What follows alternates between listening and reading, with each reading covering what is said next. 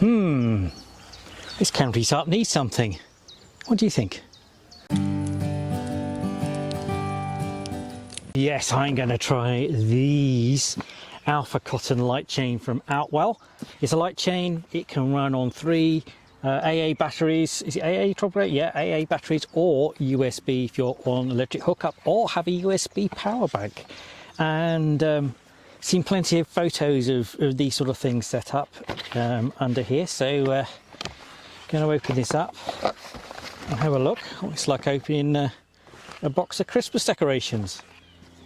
So here's obviously where the batteries go, but I've also noticed there's the USB connector instead.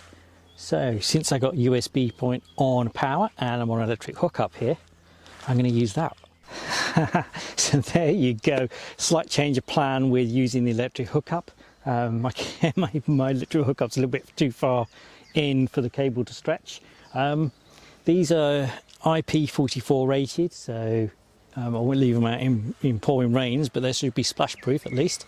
We're not expecting any rain anyway.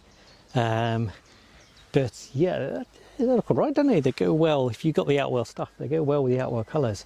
They're actually on at the moment, but I think we'll wait till it gets dark to see what they really look like.